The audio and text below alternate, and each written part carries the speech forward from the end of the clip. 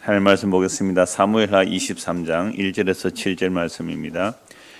이는 다윗의 마지막 말이라. 이새의 아들 다윗이 말하며 높이 세워진 자, 야곱의 하나님께로부터 기름 부음 받은 자, 이스라엘의 노래 잘하는 자가 말하노라.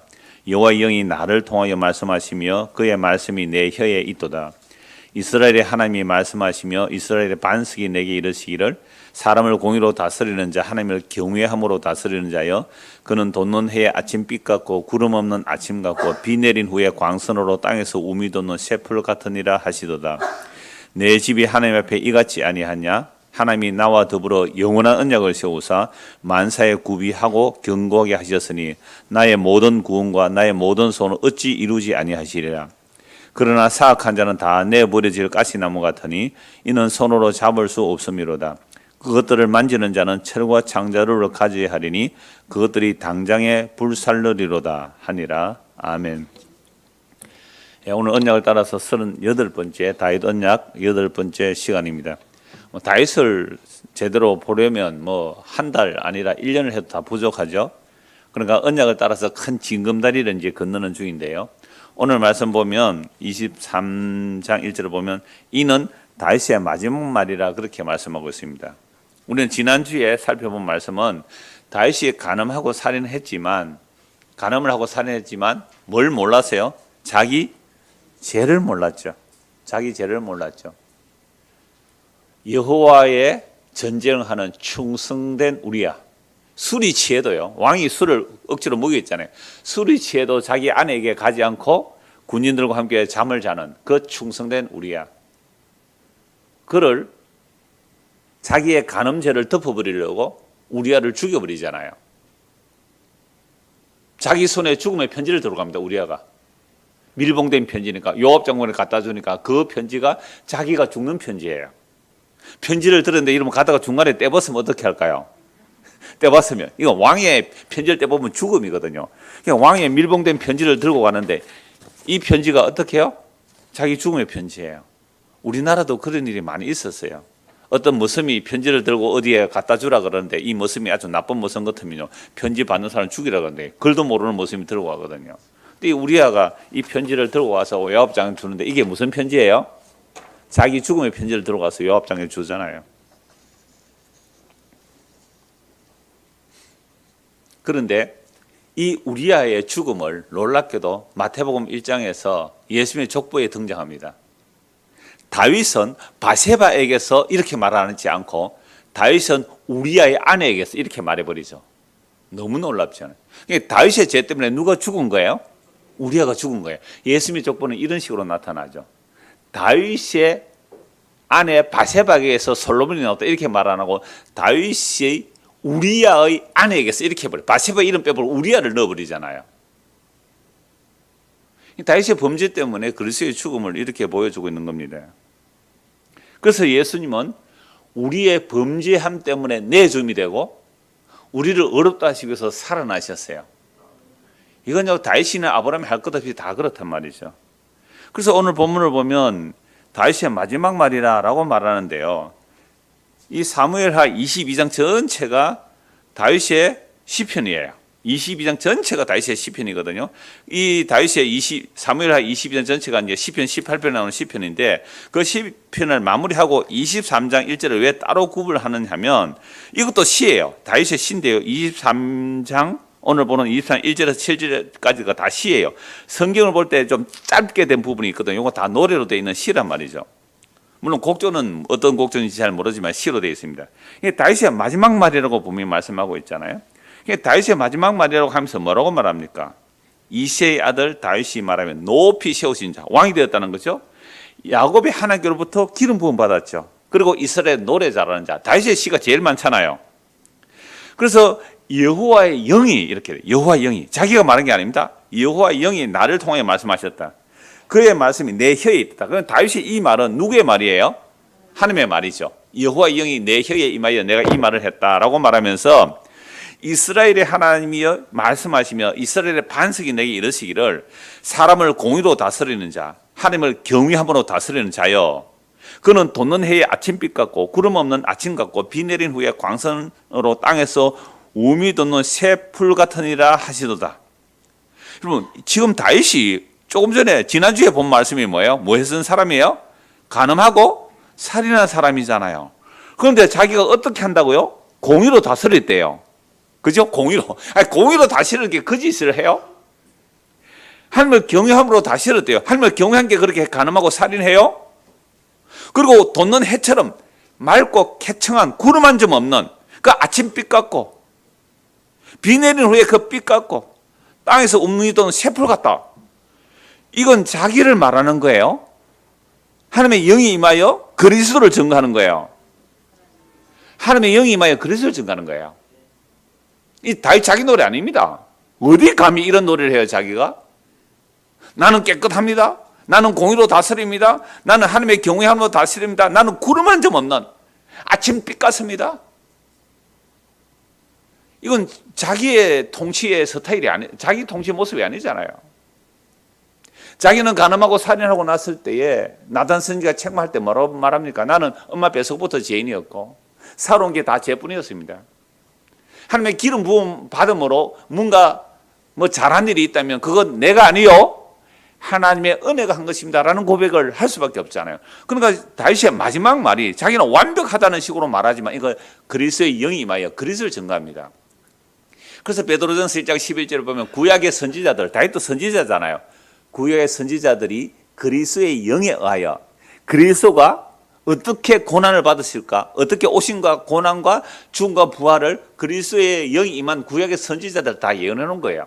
그러니까 다윗이 지금 하나님의 영에 의하여 이런 노래를 부른 것은 자기를 칭찬하는 게 아닙니다. 어떻게 자기가 하나님을 경외함으로 공의롭게 백성을 다스려나요? 안 그랬잖아요. 그러니까 이 노래는 장차 그리스도의 다스림을 내다보고 하는 거죠. 그래서 5절입니다. 내 집이 하나님 앞에 이같지 아니하냐. 자기 집이 이랬다고요. 아니 어떻게 자기가 이런 말을 할 수 있어요? 그러니까 이건 뭐 때문에 이런 말을 할 수 있느냐 이 말입니다. 5절 보세요. 내 집이 하나님 앞에 이같지 않냐. 그러니까 자기 집, 다윗의 집이 이렇다는 거죠. 뭐라고요? 사람을 공의로 다스리고 하나님을 경외함으로 다스리고 도는 해의 아침빛 같고 구름 없는 아침 같고 비 내리는 후에 광선 같고 땅에서 우미 도는 새풀 같다. 신선함, 깨끗함, 정의롭고 공의로움, 죄가 하나도 없으면 그런 시적 표현 아닙니까? 다윗의 나라가 이래요. 다윗이 간음하고 살인한 이후에 자기 자식들 안에 일어나는 온갖 죄악들을 보십시오. 결코 이럴 수 없는데 5절에 내 집이 하나님 앞에서 이같지 아니하냐. 여러분 성경 읽을 때 이게 이상하게 보여야 돼요. 왜 이렇지? 왜 다윗이 이런 소리 하지? 자기 죄도 모르나? 라고 의문을 가질 수 있어야 돼요. 그런데 왜 이렇게 말할 수 있느냐 하면 이건 그리스도의 영이 임하여 그리스도께서 하실 일을 미리 말한 것이고 또 그리스도의 영이 임하여 그리스도를 믿는 자들에게는 하나님께서 보실 때 어떻게 해주신다고요? 이렇게 봐주신다는 거죠. 그게 나와 더불어 영원한 언약을 세우사. 결국 이 말씀하기 위함이었군요. 하나님께서 다윗에게 영원한 언약을 베풀어 주시죠. 영원한 언약을 세우셔서 다윗이 어떠함에도 상관없이 하나님의 언약을 세우셨다는 거죠. 그래서 만사에 구비하게 하고 견고하게 하셨으니 이는 모든 구원과 나의 모든 소원을 어찌 이루지 아니하시리라. 하나님께서는 나에게 하실 그 영원한 언약을 반드시 이루셔서 나로 하여금 어떤 사람을 만들어내신다는 거예요. 정말 돋는 해의 아침빛 같고 구름 없는 아침 같고 비 내리는 후에 광선 같고 우미 돋는 새풀 같은 그 신선함, 새로운 피조물로 창조해 주신다는 것을 믿는 거예요. 시편 51편에도 주여 내 안에 정직한 영을 창조하사 새롭게 해달라고 노래하거든요. 그러니까 다윗이 이런 노래를 부르는 것은 내가 그리스도 인하여 새로운 피조물이 되어야 됩니다. 새로운 창조물이 되어야 됩니다. 그래서 내가 완벽한 그리스도의 신부로서 내가 하나님의 백성으로서 온전함을 영원한 언약 때문에 내가 믿습니다라는 고백이에요.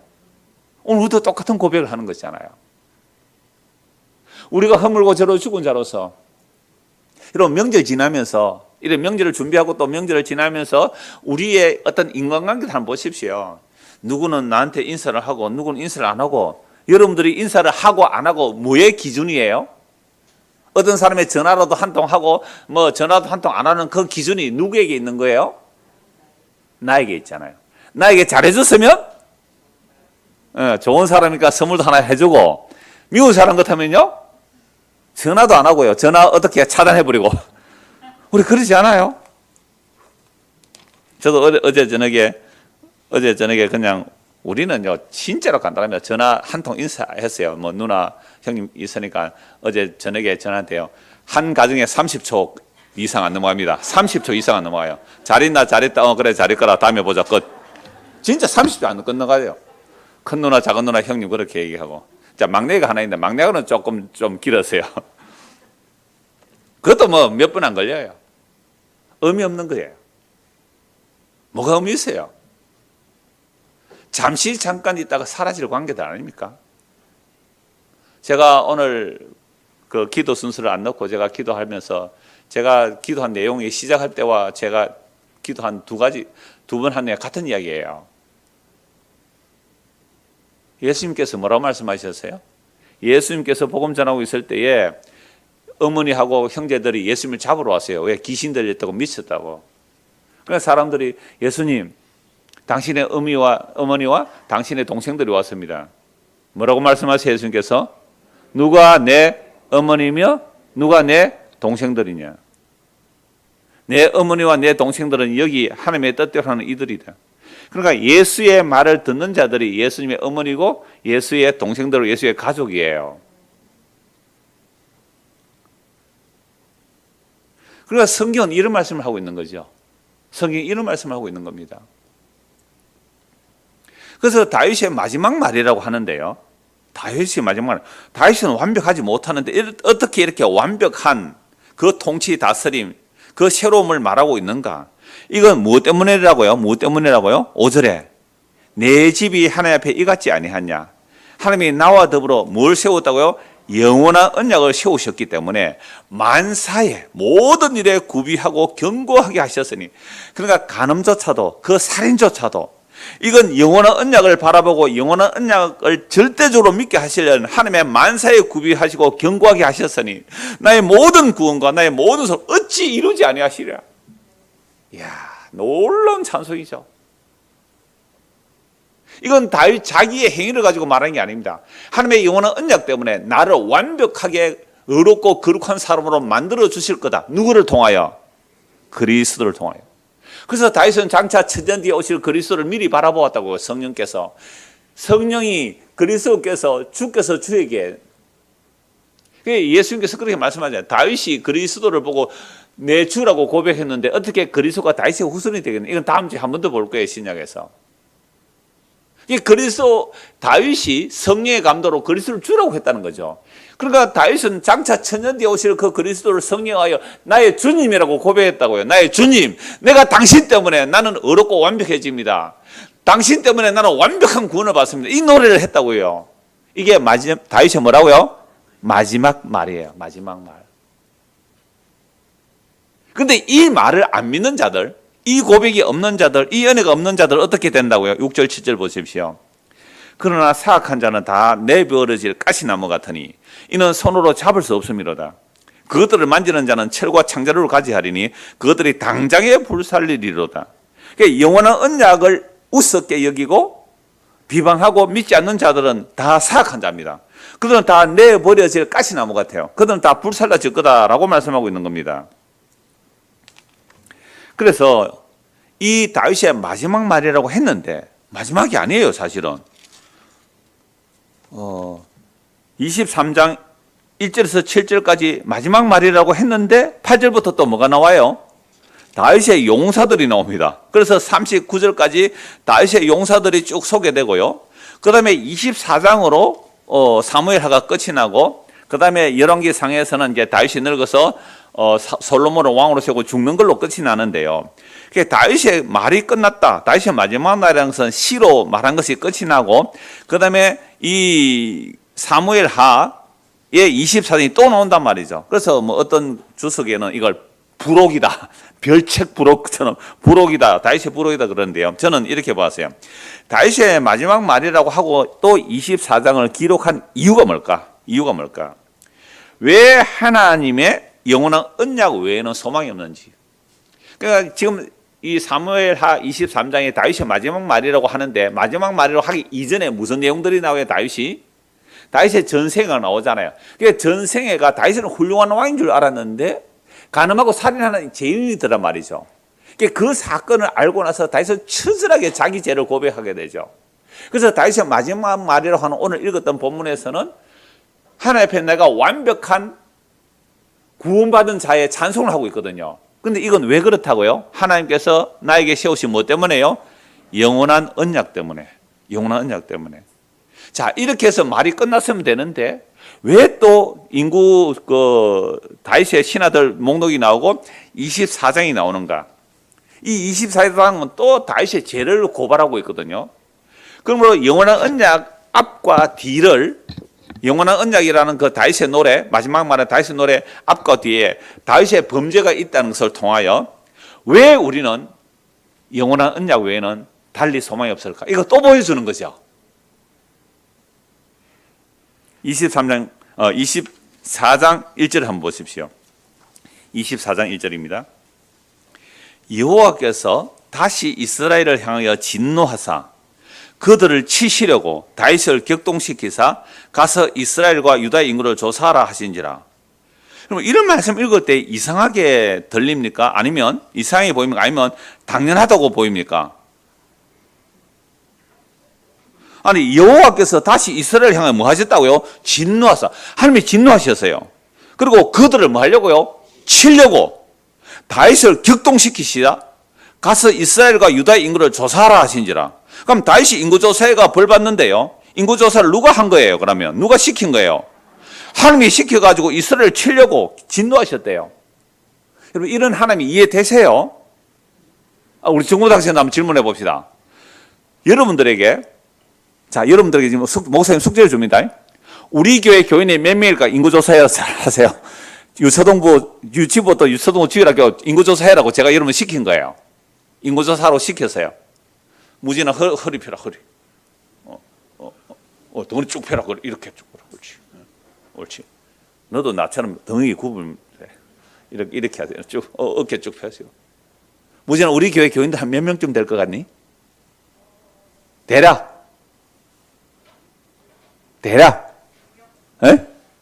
한 100명? 저도 잘 몰라요, 정확히. 여하튼 100명 넘습니다. 그럼 인구조사 해야 됐다, 인구조사라. 그 인구조사하고 이걸 가지고 하나님께서 온 이스라엘 백성을 심판하시겠다는 걸.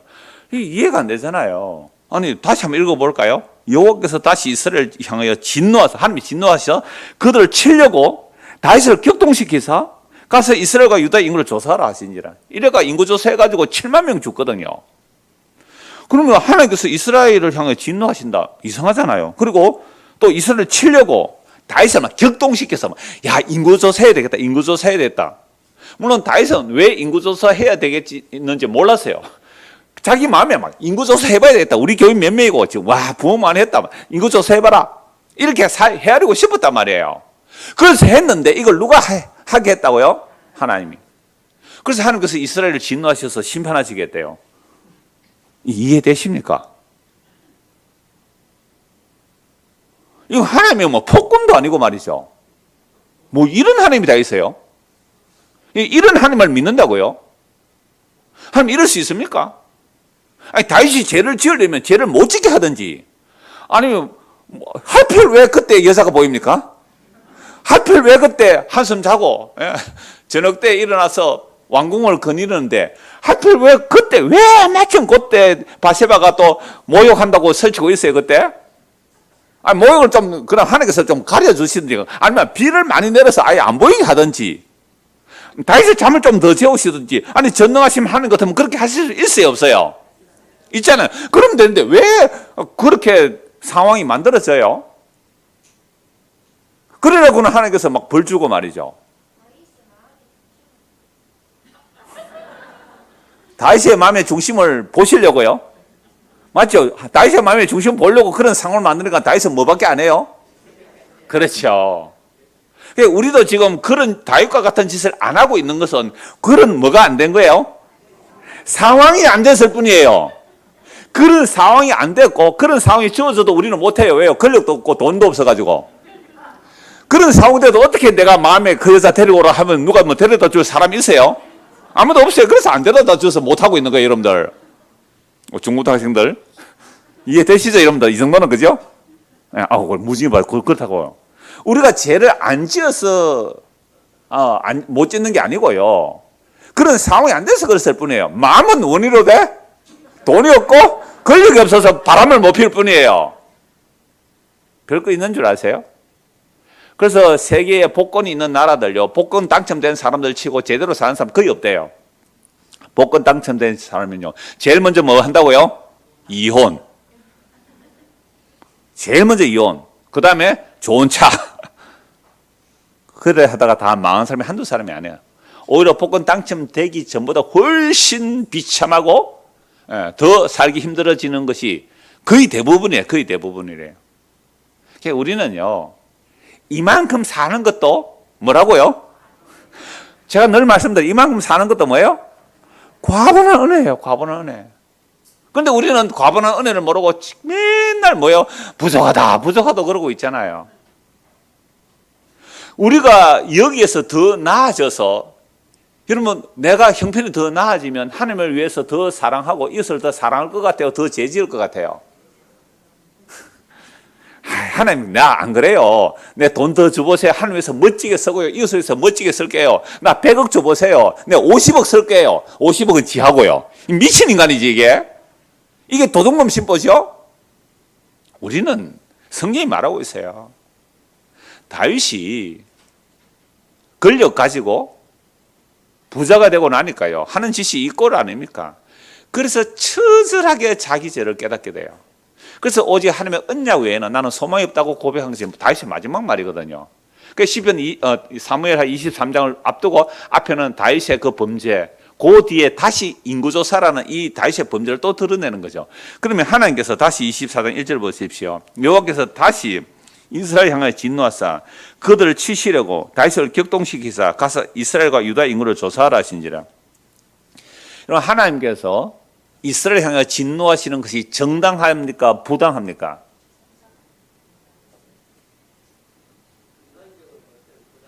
인간적으로 볼 때는 부당합니다. 영적으로 볼 때는 정당합니다. 맞죠? 자, 하나님은요, 요거 한번 찾아봅시다. 원고는 없는 건데, 시편 7편 11절 한번 보십시오. 시편 7편 11절입니다. 시편 7편 11절입니다.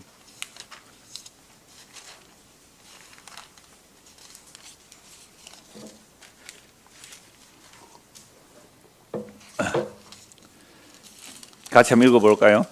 하나님은 의로우신 재판장이시며 매일 분노하시는 하나님이시로. 자, 하나님은 어떤 분이시라고요? 의로우신 재판장이세요. 그래서 매일 뭐예요? 매일 분노하시죠.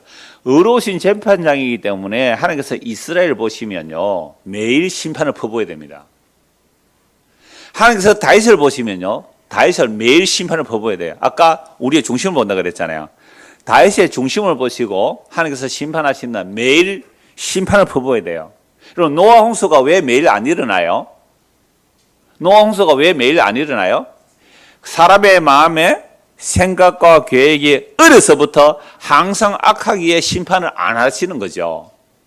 만약 그 죄를 따라 심판하신다면 우리는 날마다 물속에 잠겨 있어야 되고요. 우리는 날마다 소돔과 고모라에서 불이 떨어지세요. 날마다 불이 떨어져야 됩니다. 그게 지극히 당연한 하나님의 공의로우심이에요. 여러분들이 물에 안 빠져 죽고, 저와 여러분들이 물에 안 빠져 죽고 불에 안 태워 죽는 것은요, 그들보다 죄가 적어서가 아니란 말이에요. 그들보다 죄가 적어서 이렇게 사는 게 아니에요. 그래서 시편 7편 12절 보십시오.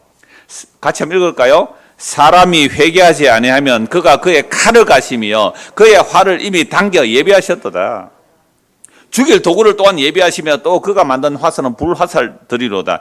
악인이 죄악을 낳으며 죄악을 베어 거짓을 낳더라. 우리는 악인이에요.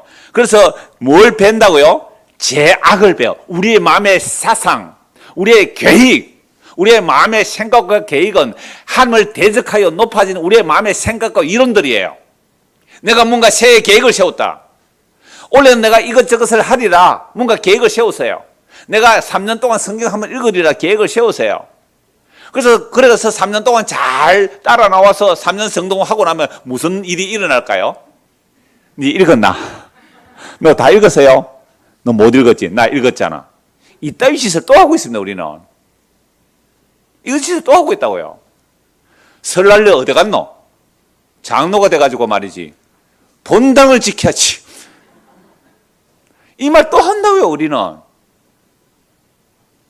이 인간은요, 어쩔 수가 없어. 이 인간은요. 그래서 하나님 의로우신 재판에 매일 분노하셔도 마땅한데, 다시 오늘 보십시오. 24장 1절. 여호와께서 다시 이스라엘 향하여 진노하사, 당연하십니다. 당연하십니다. 이제는요, 영으로 안 보고 육적으로 봐도 당연합니다. 당연합니다. 진노, 매일 심판에도 그들을 치시려고. 그러면 하나님께서 진노하사 치시는 이유가 아까 시편 7편 12절에서 뭐 하라고요? 회개하라고요. 회개하라고. 그러니까 하나님께서 매일 치시는 게 복이에요. 안 치시면요, 버린 거예요. 버림받은 사생자는 징계가 없다니까요. 버림받은 자는 징계가 없어요. 하나님께서 매일 치신다고요. 정말 하나님께서 매일 치세요. 우리가 하나님의 말씀에 깨어있고 하나님의 성령 인도를 따라 말씀에 깨있으면 날마다 자기는 침을 당해요. 하나님께서 매일 분노하시는 하나님이기 때문에 매일 재판하시고 매일 징계하십니다. 이 사람 막대고 인생 채찍은요, 날마다 우리를 몰아갑니다. 근데 그걸요, 우리는 어떻게 해석하느냐면, 그 인간이 나빠서 나를 이렇게 괴롭게 한다 이렇게 말하고 있지, 자기 죄 때문이라고 고백 안 해요. 그래서 말씀과 기도에 깨어있다는 것은 우리에게 일어나는 사람 막대기 인생 채찍, 이 설날 지내면서 많이 있을 거예요. 이 사람 막대기 인생 채찍이라는 것이 항상 나를 사랑하는 징계로 받아들이지 아니하면 그건 전부 다 남의 탓으로 다 돌리네. 남의 탓으로 다 돌려요. 아직도 이 사람은 70년 더 기다려야 된다고요. 제가 수요일 전에 말씀드렸잖아요. 70년. 바벨론 70년 동안 돌아가서 거기서 자기 죄가 어떤 말 알고 회개하고 돌아오는 자들이 남은 자들이거든요. 그러니까 하나님께서 매일 분노하시는 하나님입니다. 오늘도 지금 불화살을 칼 가는 소리 들려요? 슥싹. 이거 아들, 딸 오면, 손주, 손녀들 오면 뭐 고기 잡으려고 칼 가는 게 아니에요. 회개치 아니하면 칼을 가시며 활을 당겨 준비하고 계신다고요. 그러니까 지금 하나님께서 이스라엘과 다윗에게 진노하지 아니하시는 것은 오래 참고 기다리심이에요. 뭐하라고요? 회개하라고. 그런데 안 되겠다. 다시 또 하나님이 진노하셔서 다윗을 격동성 인구조사를 하게 해요. 바벨론 포로에서 돌아와서 기록한 이 역대상 21장은 사무엘 상하를 역대서에 다시 기록하는데요. 역대상 21장 1절은 사탄이 이스라엘을 대적하고 다윗을 충동한 이스라엘 계수에 사탄이라고 말해요. 자, 그렇다면 역대하 21장 1절에서 사탄이라고 말하고 24장 1절에서는 여호와께서 이렇게 말하면 이거 어떻게 또 해석해야 됩니까? 사탄이 한 거예요? 여호와께서 하신 거예요? 그렇죠. 그러면 사탄도 뭐가 되는 거죠? 여호와의 종이요, 여호와의 도구가 된단 말이죠. 그래서 사탄이 사실 다윗을 밀가부로 할 수 있어요. 여호와께서 이스라엘 향하여 진노하시면 다윗 안에 있는, 아까 다윗의 중심을 본다 그랬잖아요. 다윗 안에 있는 그 죄에 대한 진노이며 이 죄를 사탄이 부추기는데 하나님이 허락하셔야 돼요. 자, 이렇게 하시는 이유를 그 예수님의 말씀에서 우리는 해석할 수 있습니다. 누가복음 22장에 보면요, 베드로가 예수님께 이렇게 말하거든요. 예수님, 내가 예수님을 위해서 목숨 바치겠습니다. 그때 예수님 뭐라고 말씀하세요? 야, 이놈아, 네가 오늘 닭 울기 전에 3번 나를 부인하리라. 아니요, 나는 예수님과 함께 오게도 가고요, 죽는데도 같이 가겠습니다. 아니야, 너는 그렇게 말할 수 없어. 사탄이 너를 밀가부르듯이 하려고 너를 청구했다. 그러나 내가 너의 믿음이 떨어지지 않도록 내가 너를 기도했다라고 말씀하고 있거든요. 그러니까 다윗도 사탄이 뭐 할 수 있어요? 밀 까부르듯이 갖고 놀 수 있는 거죠. 베드로도 사탄이 밀 까부르듯이 갖고 논단 말이에요. 여러분들 밀 까부른다는 건 뭔지 알아요? 하영이? 밀 까부르다 예상에 알아요? 키질. 여러분 옛날에 나중에 가서 인터넷 검색해 보세요. 요새는 구박사한테 물어보면 알 거예요 아마. 키즈라는 게 이렇게 키라가 이 밀가부르듯이 안에 밀이 있으면 이 키를 가지고 밀을 탁탁 흔드는 거예요. 알곡은 안으로 쭉대기는요 밖으로 보면서가 있어요. 알곡은 안으로 키질하면, 그래 키질 얼마나 밀이, 알곡은 안으로 껍데기는 밖으로 이렇게 난 키질이에요. 그러니까 사탄이 밀가부로 하려고 첨구했다는 거죠. 그러니까 다윗도 베드로도 사탄이 갖고 놀면 그냥 갖고 놀 수 있다는 거죠. 그러나 예수님이 베드로의 믿음이 떨어지지 않도록 베드로에서 기도하고, 다윗이 하나님의 영원한 언약 때문에 영원히 멸망받지 않도록 예수님이 지금 기도하시는 거잖아요. 그래서 다윗도 베드로도 뭘 고백하는 거죠? 나는 사탄이 마음대로 갖고 놀 수 있는 연약한 죄인이지만 우리 하나님의 영원한 언약이, 예수님의 기도가, 그 예수님의 십자가 보혈의 능력이 나를 영원히 견고하게 하나님의 언약에 묶고 갑니다. 요 말을 하는 게 전도예요. 이게 바울의 전도예요. 우리가 얼마나 엄청난 죄인인지, 주께서 심판하신다면 날마다 홍수가 쏟아져, 날마다 소돔과 고모라 불이 쏟아져야 되는 거죠. 그런데 주께서 오래 참으세요. 그런데도 이놈들이 정신 못 차리면 주께서 사탄을 동원해서라도 징계를 내리는 거죠. 심판을 하시는 거죠. 그래서 그 심판을 통하여 비로소 뭘 깨닫는다고요? 주여, 이건 내 죄입니다. 주님, 이건 내 죄입니다. 이 이스라엘 백성은 뭘 잘못했습니까? 인구조사는 내가 한 것인데요, 내가 잘못했습니다. 용서해 주세요. 이러는 거예요. 이게 24장 전체의 내용입니다. 그래서 24장 전체를 다 읽어야 사실은 좋은데요, 2절에서 4절까지만 보겠습니다. 24장 2절에서 4절. 이에 왕이 그 곁에 있는 군사령관 요압에게 이르되, 너는 이스라엘 모든 지파 가운데로 다니며 이제 단에서부터 브엘세바까지, 이스라엘 전체를 말하는 거죠, 인구를 조사하여 백성의 수를 내게 보고하라 하니, 요압이 왕께 아뢰되, 이 백성이 얼마든지 왕이 하나님 여호와께서 100배나 더하게 하사 내 주 왕의 눈으로 보게 하시러 원하나이다. 그런데 내 주 왕은 어찌하여 이런 일을 기뻐하시나이까 하되, 왕의 명령이 요압과 군대 사령관들을 재촉한지라 요압과 사령관들이 이스라엘 인구를 조사하려고 왕 앞에 물러나.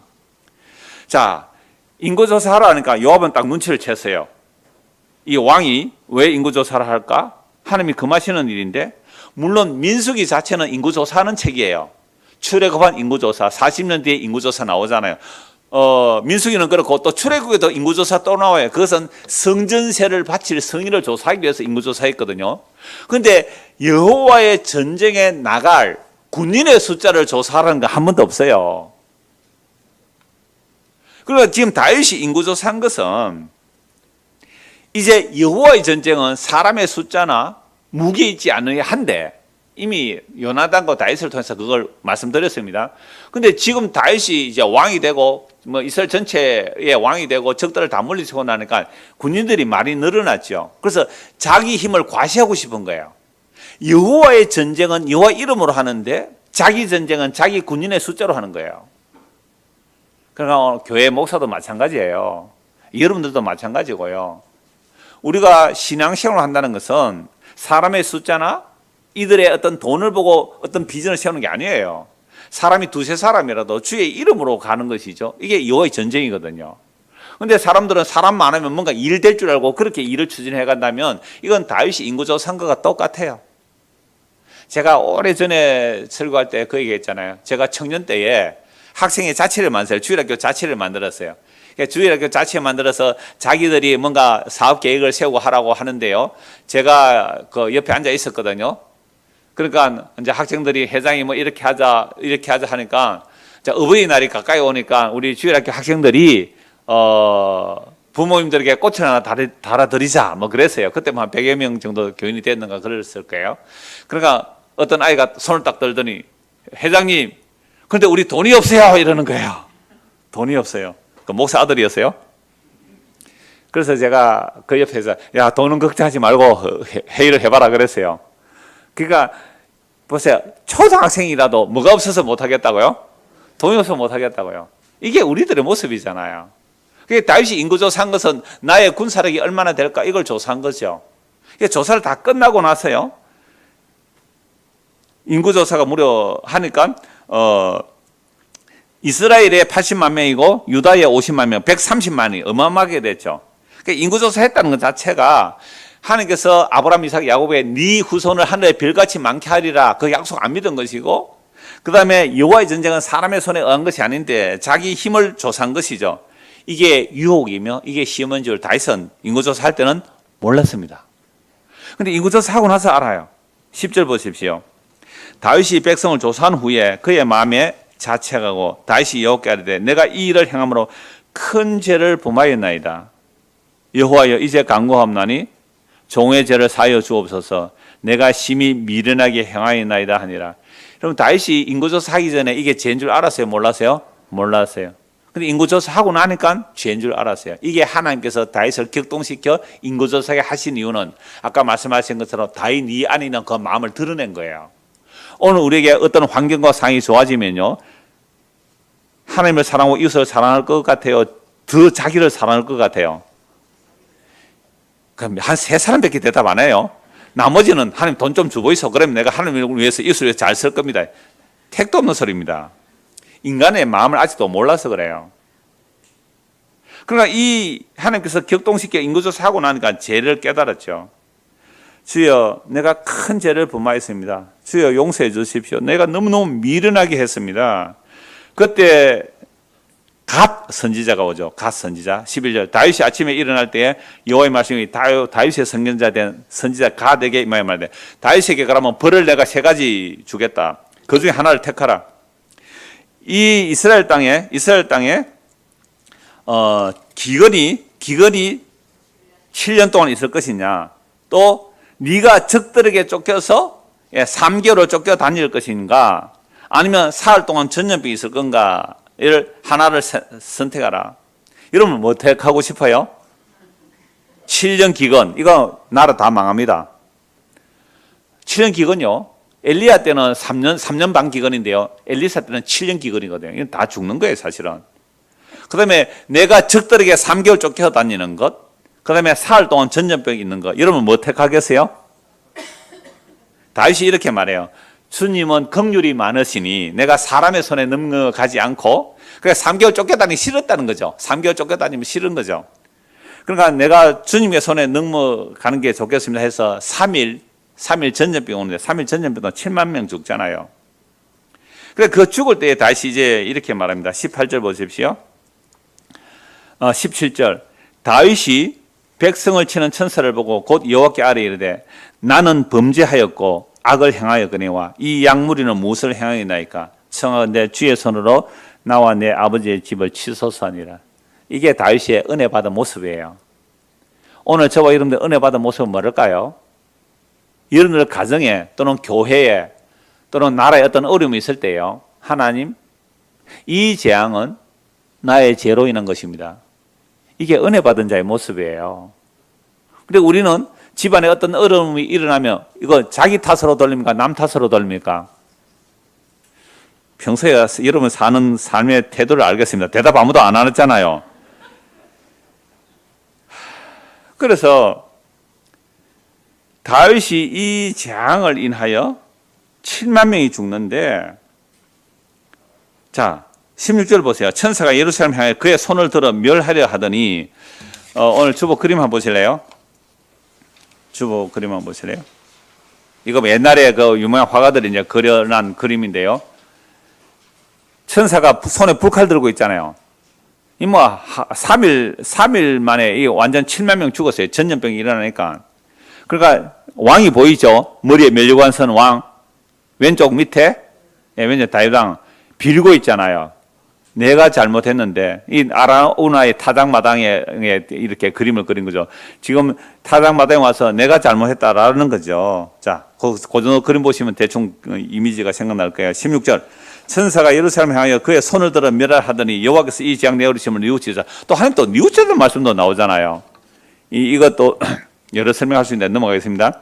멸하는 백성을 멸하는 천사이래. 족하다. 이제 네 손을 거두라. 다 죽어도 마땅하지만 하나님 긍휼이 많으시니까 그 심판을 거두란 말이죠. 이제 네 손을 거두라 하시니 여호와의 사자가 여부수 사람 아라우나 타작마당 곁에 있는지라. 다윗이 백성을 치는 천사를 보고, 하나님의 대행자잖아요 천사가. 그러니까 천사를 보고 여호와께 아뢰어 이르되, 금방 그 그림을 생각해 보세요. 나는 무릎을 꿇잖아요. 왕이 무릎을 꿇고 나는 범죄하였고 악을 행하였거니와 이 양무리는 무엇을 행하였나이까? 청하되 주의 손으로 나와 내 아버지 집을 치소서. 오늘 우리가 신앙시험 한다고요? 교회를 나온다고요?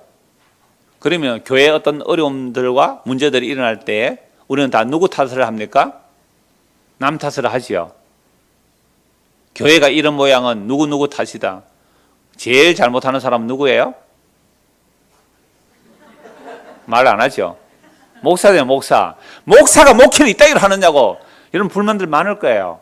알아요. 그게 들리거든요, 저도. 왜 안 들리겠어요? 목사가 목회를 이따위로 해가지고.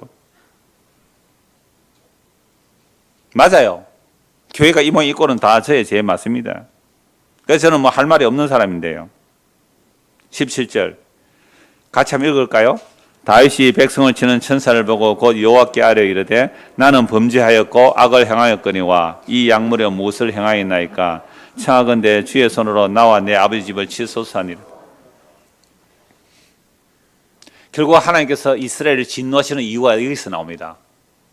여호와의 진노 앞에서 나와 내 집이 범죄하였사오니 나와 내 집을 치소서. 이들이 뭘 잘못했습니까? 우리 교회가 만약 이런 사람들만 모였다면 그거 진짜 교회 아니겠어요? 주여, 이들이 뭘 잘못했습니까? 나와 내 집을 치소서. 그때 갓이 다윗에게 말하죠. 아라우나 타작마당에 여호와를 위해서 제단을 쌓으소서. 그래서 다윗이 아라우나 타작마당에 올라갑니다. 아까 그림 본 거 생각해 보세요. 그러니까 아라우나가 그 타작하다가요, 왕이 오는 걸 보고 엎드려 절합니다. 그리고 21절에 보십시오. 이르되 어찌하여 내 주 왕께서 종에게 임하시나이까 하니 다윗이 이르되 네게서 타작마당을 사서 여호와께 제단을 쌓아 백성에 내리는 재앙을 그치게 하려 함이라 하는지라. 아라우나가 다윗에게 이르되 원하건대 내 주 왕은 좋게 여기시는 대로 취하여 드리소서. 번제에 대해는 소가 있고 뗄나무에 대해는 마당질하는 도구와 소의 멍에가 있나이다. 왕이여 아라우나가 이것을 다 왕께 드리나이다 하고 또 왕께 아뢰되 왕이 하나님 여호와께서 왕을 기쁘게 받으시길 원하나이다. 그런데 이 아라우나 사람은 어느 나라 사람이에요? 해 사람이잖아요. 해 사람 이방인이에요. 원래 진멸당에 마땅한 그 이방인이 유다에 지금 살아남은 거죠. 그래서 이 이스라엘에 편입된 이스라엘에 복속된 사람인데 왕 앞에 절하면서 내가 이 모든 것을 왕께 드릴 테니 왕이 하나님께 제사를 드려서 여호와 하나님께서 기쁘게 받기를 원합니다라고 말해요. 24절 왕이 아라우나에 이르되 그렇지 아니하다. 내가 값을 주고 내게서 살이라. 값 없이는 내 하나님 여호와께 번제를 드리지 아니하리라 하고 다시 언 50세겔로 타작마당과 소를 사고 그곳에서 여호와를 위하여 제단을 쌓고 번제와 화목제를 드렸더니 이에 여호와께서 그 땅을 위한 기도를 들으시매 이스라엘에 내리는 재앙이 그쳤더라. 이 말씀을 가지고 또 하나님께 나올 때는 빈손으로 나오면 안 된다고, 값 없이 나오면 안 된다고, 반드시 돈 내라고, 그래서 모든 몸에 돈 내라는 얘기를 하는데요. 그 얘기를 과연 성경이 말할까요? 그 이야기를 하나님께서 말씀하실까요? 저는 그렇지 않다고 봅니다. 결국 다윗을 하나님께서 격동시키셔서 인구조사하게 하고 7만 명이 죽는 그 죄를 통해 다윗은 또 자기 죄를 아는 겁니다. 하나님, 내가 왕이 되었더니 이제 적들을 다 물리치고 강하고 강한 나라가 되니까 또 하나님을 의지하지 않고 나는 내 인구를 믿었네요. 내 군인들을 믿었네요. 나는 내 재산 믿었네요. 나는 내 능력 믿었네요. 회개합니다. 주여, 회개합니다. 나와 내 집이 죄를 지었지 이 백성들은 무슨 죄가 있습니까? 이들을 용서하소서. 그랬을 때 가 선지자가 아라우나 타작마당에 가서, 왜 하필 아라우나 타작마당일까요? 그곳에 가서 제단을 쌓으세요. 그래서 자기 희생을 돈을 주고 사서 그 성전 그 아로아 타작 마당과 그 모든 기구를 사서 하나님께 제물로 드리니까 뭐가 그쳤더라고요? 재앙이 그쳤더라라고 말씀합니다. 여러분 다윗이 간음과 이 사건을 해석할 때 많이 이렇게 해석하다 저도 많이 들었는데요. 타작마당과 그 소를 돈을 주고 샀듯이 우리도 값없이 안 되기 때문에 우리의 죄가 용서받으려면 반드시 뭐 해야 된다고요? 값을 치러야 된다라고 말을 하면서 헌금을 하라 이런 식으로 얘기를 많이 하는데요. 그럼 다윗이 간음하고 살인했는데 그 살인도 고의 살인이잖아요. 직접 죽인 건 아니지만은 살인 사조죠. 그러니까 고의로 죽이면 어떤 생명의 속전도 받지 말고 죽이라고 했어요. 민수기 35장 31절에 보면요, 고의로 사람을 살해하면 생명의 속전을 받지 말고 반드시 죽여라 그랬거든요. 이 고의로 죽인 거 아닙니까, 다윗이? 그러면 어떤 생명의 속전도 안 받아야, 마땅히 안 받아야. 그런데 무슨 값을 지불하고 죄를 용서받아요? 무슨 값을 지불하고? 나는 간음살인 안 했습니다. 종종 말씀드리잖아요. 간음 안 했다고요? 야고보서 4장 4절에 보십시오. 간음하는 여인들이요. 그 어떤 분이 또 밑에 남자들이요. 간음하는 여자들과 남자들이요. 여러분, 교회는요, 여자거든요. 그러니까 교회가 예수님 사랑하면 전부 간음하고 있어요. 간음하는 여자들이요, 세상과 벗대고자 함이 하나님과 운수됨을 알지 못하느냐. 여러분, 세상과 벗대고 싶은 마음이 있어요, 없어요? 세 사람이 있고 나머지는 다 세상과 벗대고 싶은 마음이 하나도 없는 것 같죠?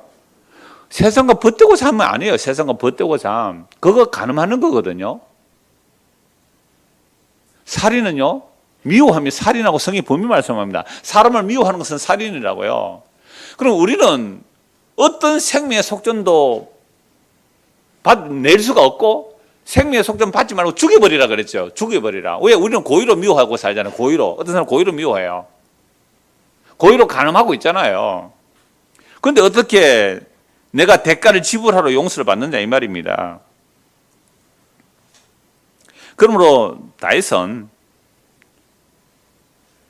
자기의 대가를 지불함으로 용서받은 게 아니고, 아까 사무엘하 23장에서 본 대로 뭐 때문에요? 영원한 언약 때문에. 다윗이 목동일 때 그를 왕으로 세우시고 하나님께서 다윗에게 영원한 왕위를 허락한다고. 그 왕위가 그리스도거든요. 그래서 예수 그리스도의 희생으로 자기가 용서받는 것을 아라우나 타작마당에서 확인시키는 겁니다. 그래서 아라우나 타작마당에 어떤 것이 알아야 되는데요, 창세기 22장 2절 말씀 보시면요, 창세기 22장 2절 찾읍시다. 창세기 22장 2절입니다.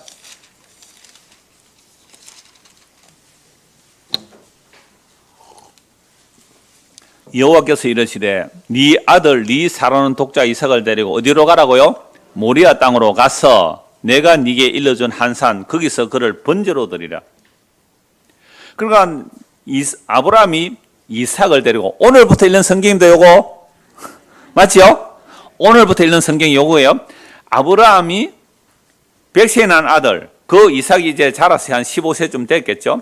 이 이삭을 데리고 모리아 산에 가서 제물로 바치라는 거야. 아무 군소리 없고 제물로 바치다가 이제 다시 돌려받고 오는데요. 그러니까 하필 무슨 땅이에요? 모리아 땅으로. 그래서 아브라함이 시험을 이제 통과한 거죠. 22장은. 하나님께서 아브라함을 시험하시는데 테스트 하시는 거예요.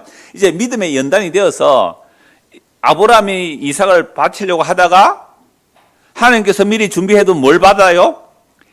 양을, 순양을, 하나님께서 미리 준비한 양을 받아서 대신 제물을 데리고 오죠. 그래서 로마서 4장에 보면, 또 히브리서 말씀에 보면 이 아브라함의 믿음을 뭐라고 말합니까? 없는 데서 있게 하시고 죽은 데서 살리시는 하나님을 믿은 거죠. 왜? 이삭은 없는 데서 태어났잖아요. 없는 데서. 사라 생리 끊어졌어요. 없는 데서 태어난 이삭, 번제로 바치다가 다시 돌려받은 이삭. 예수님은 이 땅의 혈육이 아니잖아요. 성령으로 잉태되어서 이 땅에 없는 데도 오신 분이고 죽었다가 살아나시면 그 예수를 믿은 거예요. 이삭 사건을 통하여. 누가요? 아브라함이. 아브라함이 모리아 땅을 이삭을 바치러 갔는데 하나님께서 뭘 준비하셨다고요? 순양을 준비했습니다. 이걸 뭐라고요? 5글자?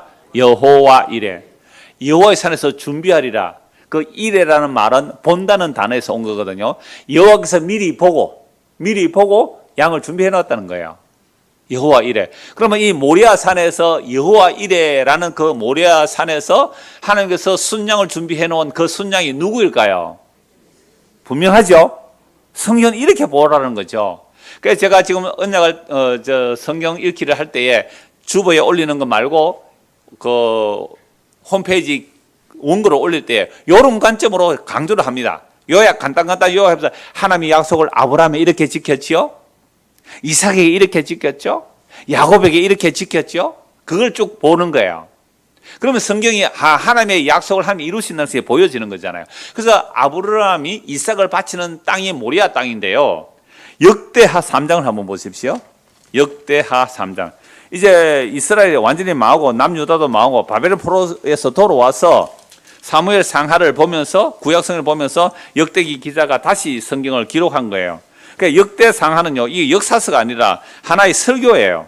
역대하 3장 1절입니다. 역대하 3장 1절. 자, 같이 한번 읽어볼까요? 솔로몬이 예루살렘 모리아 산에 여호와의 전 건축하기를 시작하니 그곳은 전에 여호와께서 그의 아버지 다윗에게 나타나신 곳이요 여부서 사람 오르난의 타작마당에 다윗이 정한 곳이라. 그러면 다윗이 왜 오르난의 타작마당을 사서 거기에 제사를 지내요? 하나님께서 다윗을 격동시켜 인구조사하게 하시고, 근데 그건 하나님이 정당하다 그랬어요. 왜? 하나님 매일 분노하시는 하나님입니까? 그래서 인구조사하고 7만 명이 죽을 때 다시 회개해요. 그때 갓 선지자가 어디 가서 제사 지내라고요? 왜 하필 아라우나의 타작마당에 가라고 했어요? 그곳이 뭐예요? 모리아 땅이죠. 모리아 땅. 아브라함이 여호와 이레라고 한 그 땅, 아브라함이 여호와 이레라고 한 그 땅에서 다윗이 성전터를 준비하네요. 성전터를. 아라우나의 타작마당을 돈 주고 샀단 말이에요. 그곳이 솔로몬이 뭘 하는 거예요? 성전을 짓는 거예요. 얼마나 놀랍습니까? 그리고 오늘 우리의 인생살이 태어나서 지금까지 살아오면서 이 복음의 말씀이 들리도록요, 하나님께서 만사를 구비하여 이렇게 우리를 이끌어 가시는데요, 결국 우리는 뭘 하나 발견하느냐면 다윗처럼 주여 죄는 내가 지었는데 왜 저들이 고난당합니까? 나와 내 아버지 집을 치소서라고 했을 때에 다윗이 침을 당하는 게 아니라 누가 침을 당하는 거예요? 여호와 이레, 여호와의 산에서 준비하는 그 순양이 대신 죽듯이 그 여호와 이레, 그 아라우나 타작마당에서 그 짐승의 소가 죽는데요, 그게 성전이고요. 이걸 솔로몬이 짓지 않습니까? 그래서 솔로몬이 예루살렘 모리아산에 여호와의 전 건축을 시작하니 그곳은 전에 여호와께서 그의 아버지 다윗에게 나타나신 곳이요. 놀랍죠? 그러니까 다윗이 그 죄로 인하여 결국 아라우나 타작마당을 사서 성전터를 마련한 거예요. 성전들을 찾고 성전터를 마련한 것이 다윗이 그 범죄, 인구조사를 한 범죄의 결론이에요. 그래서 다윗이나 이스라엘 백성들이 그 성전이 아니면, 그 성전에서 희생제사가 아니면 우리는 다 죽어 마땅하고, 이거 계시하는 거잖아요. 그래서 솔로몬이 7년 동안 성전을 멋지게 건축하죠. 그러나 그 성전, 곧 솔로몬 시대에 이미 뭐가 가득 차버려요? 우상이 가득 찹니다. 그래서 그 성전 파괴되고요, 바벨 포로에서 돌아와서 성전을 재건하는데 그게 스룹바벨 성전, 그것도 미약하고 초라하죠. 그러나 예수님 당시에 멋진 성전이 정축됩니다. 그게 무슨 성전이에요? 헤롯 성전. 예수님 그 헤롯 성전 앞에서 뭐라고 말합니까? 이 성전을 헐어버리라. 내가 사흘 만에 일으키겠다. 아니, 이건 46년 동안 지었는데 당신이 3일 만에 일으키겠다고? 예수님의 이 말씀 때문에 성전을 허는 자, 성전을 모독하는 자 해서 십자가에 넘긴다고요. 대제사장 서기관 바리새인들이, 건물을 붙들고 있는 자들이. 근데 성령이 오고 나니까요, 예수님이 성전을 헐고 3일 만에 세운다는 것은 자기의 죽음과 부활을 말하구나. 그래서 진짜 성전은 뭐예요? 예수 그리스도가 성전이죠. 그러면 아브라함이 모리아 땅에서 제사 지내고, 다윗이 아라우나 타작마당을 사고, 그 아라우나 타작마당에 솔로몬이 성전을 지은 그 모든 내용들은 누구를 말하는 거예요? 예수 그리스도. 그 예수 그리스도가 솔로몬의 죄도 용서하고 다윗의 죄도 용서하고 아브라함의 죄도 용서하는 거예요. 오늘 우리의 죄도 용서하는 거죠. 그래서 로마서 4장 22절 25절에 이렇게 말씀합니다. 그러므로 그것이 그에게 의로 여겨졌느니라. 그에게 의로 여겨졌다 기록된 것은 아브라함만 위한 것이 아니요 의로 여기심을 받을 우리도 위함이니 곧 예수 우리 주를 죽은 자 가운데서 살리신 이를 믿는 자니라. 예수는 우리가 범죄한 것 때문에 내줌이 되고 또한 우리를 의롭다 하시기 위하여 살아나셨느니라. 이게요, 바울 사도가 아브라함 얘기하고 다윗 얘기해요. 아브라함이 아무 일한 것도 없이 하나님의 약속을 믿음으로 의롭다함을 받았다. 다윗도 아무것도 일한 것이 없이 의롭다함을 받았다. 그런데 다윗은 뭐까지 했어요? 간음하고 살인했지 않느냐. 그래서 시편 32편을 인용하면서 불법이 사함을 받고 그 죄가 가려움을 받는 자는 복이 있고 주께서 그 죄를 인정치 아니할 자, 정죄하지 않는 자는 복이 있도다.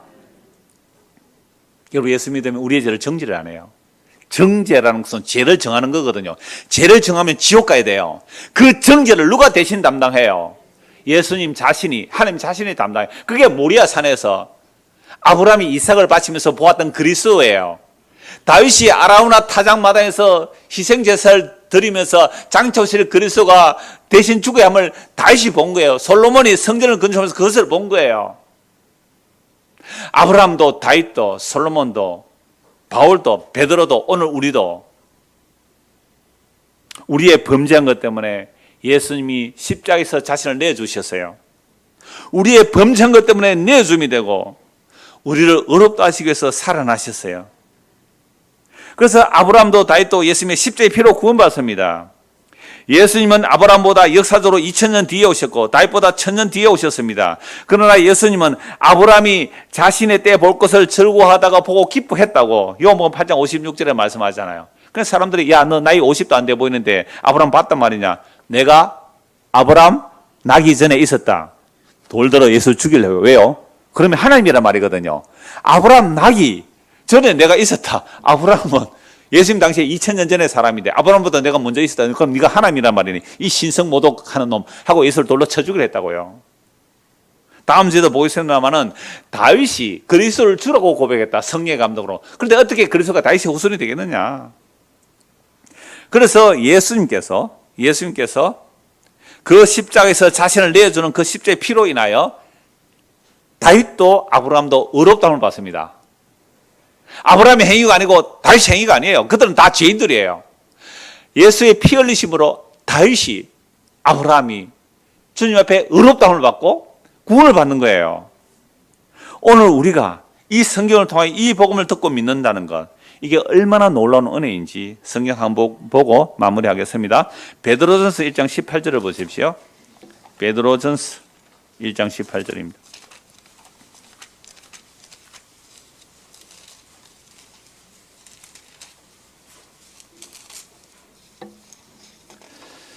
베드로전서 1장 18절 너희가 알거니와 너희 조상이 물려준 헛된 행실에서 대속함을 받은 것은 음이나 금같이 없어질 것으로 된 것이 아니요 오직 흠없고 점없는 어린 양 같은 그리스도의 보배로운 피로 된 것이라. 다윗도 아브라함도 무엇으로 의롭다함을 받는 거예요? 금이나 은이나 없어질 것으로 된 게 아니에요. 그래서 다윗이 아라우나 타작마다 은 50세를 샀다 값을 지불했다 그 얘기가 아니에요. 그걸로 구원 못 받아요. 흠없고 점없는 뭐요? 어린 양 같은 그리스도의 보배로운 피를 믿은 거예요. 그래서 아라우나 타작마당을 사서 제사를 드린 것은 예수를 믿었다 이 말입니다. 20절 그는 언제부터요? 창세전부터. 놀랍잖아요. 예수님은 창세전부터 알려지신 바 되었으나 이 말시에 너희를 왜 오늘 우리를 왜 나타나신 바 되었나니 너희는 그를 죽은 자 가운데서 살리시고 우리의 범죄 때문에 내줌이 되었죠. 그게 죽음이잖아요. 살리시고 우리를 없다게 살아나셨어요. 로마서 4장 25절 예수는 우리가 범죄한 것 때문에 내줌이 되고 또한 우리를 의롭다 하시기위해서 살아나셨느니라. 이게 21절 너희는 그를 죽은 자 가운데서 살리시고 죽음으로 우리가 용서되고 그가 살아나면 우리가 의롭다는 받잖아요. 그 영광을 주신 하나님을 누구를 통하여 믿어요? 그리스도로 말미암아 믿는 자니 너희 믿음과 소망이 하나님께 있게 하려 함이라. 우리의 믿음과 소망이요 하나님께 있어야 돼요. 제가 아까 득담했잖아요. 광고 시간에. 여러분들 부모님들이 이제 자녀들 오면 득담하잖아요. 무슨 득담 하실래요? 썩어질 득담이 아닌 썩지 않을 득담 하십시오. 저는 지난주까지 정말 한 달여 걸쳐에 장례식 4번 5번 다녀오면서요. 저는 거기 가서 정말 같이 참여한 분도 알잖아요. 얼마나 복음 전하기 좋은 장소예요. 설날도 마찬가지예요. 갑분사가 될지라도 갑자기 분위기가 사늘할지라도 진짜 득담하세요. 무슨 득담을 해요? 예수 믿으라고요. 안 믿으면 지옥 간다고요. 너희가 진리를 순종함으로 너희 영혼을 깨끗하게 하여 거짓이 없이 형제를 사랑에 이르렀으니 마음으로 뜨겁게 서로 사랑하라. 너희가 거듭난 것은 썩어질 시로 된 것이 아니요 썩지 아니할 시로 된 것이니 살아있고 항상 있는 하나님의 말씀으로 되었느니라. 그러므로 곧 24절 25절 같이 읽읍시다. 그러므로 모든 육체는 풀과 같고 그 모든 영광은 풀의 꽃과 같으니 풀은 마르고 꽃은 떨어지되 오직 주의 말씀은 세세토록 있도다 하였으니 너에게 전한 복음이 곧 이 말씀이니라. 아멘. 설날이라고 금이 환양을 꿈꾸죠. 우리들은 비단 옷을 입고 멋있게 고향으로 찾아가고 싶잖아요. 그런데 그런 성공을 못하는 사람은 고향도 못 찾아가고 그러잖아요. 그런데 우리가 갈 영원한 본향, 영원한 하나님 나라는 우리가 만들어 입은 옷으로는 결코 못 갑니다. 주께서 보내주신 의의 세마포 옷, 그걸 자기가 재단하고 막 데코레이션하고 보석 붙이면 못 들어가요. 주께서 입혀주신 의의 옷, 그 십자가 피로 만드신 그 의의 옷에 다른 거 붙이지 말고 온전히 그것만 입고 갈 때에 너는 완벽하고 순전하고 흠도 티도 없는 나의 거룩한 신부라고 맞이했을 거예요. 그래서 이 영원한 복음, 영원한 언약의 완성을 흠없고 점없는 어린 양 같은 그리스도의 보배로운 피로 하셨잖아요. 그래서 아브라함이 보고 다윗이 보았던 그 아라우나 타작마당 그 희생 제물이 예수 그리스도라고요. 그래서 우리가 거듭난 것은 썩어질 시가 된 것이 아니고 썩지 아니할 시로 된 것인데 그 영원한 말씀이 육신이 되어 십자가에서 죽고 다시 살아나신 예수 그리스도입니다. 이 복음을 믿는 자들은요, 날마다 누룩 없는 순전한 떡인 예수의 살과 피를 먹고 마시는 명절이 되죠. 이게 아까 제가 기도한 내용입니다. 고린도전서 5장 7절 8절 말씀인데요. 우리는 성도가 모이는 것은요, 가족으로 모이든지 교회로 모이든지 구역으로 모이든지 우리는 날마다 순전한 떡, 예수의 살과 피를 먹고 마시는 그 명절이 성도에게는 날마다의 명절이거든요. 그러니까 우리는 설날 없어질 설날이잖아요. 우리의 영원한 설날은, 우리의 영원한 명절은 예수 그리스도의 살과 피를 먹고 마시는 그 명절입니다. 이 명절 안에 살아가는 우리 모두가 되기를 소원합니다. 기도하겠습니다. 하나님 아버지, 순전하고 누룩 없는 딱 예수 그리스도를 먹고 마시는 것이 명절이라고 하였습니다. 우리가 날마다 예수의 살과 피를 먹고 마시는 그 명절을 이 땅에서도 맛보며 누리며 살게 하시고 더욱 완전하고 완성된 그 영광의 나라를 소망하며 살아가는 우리 믿음의 모든 형제 자매들이 되도록 은혜를 베풀어 주옵소서. 예수 그리스도 이름 받들어 기도드리옵나이다. 아멘.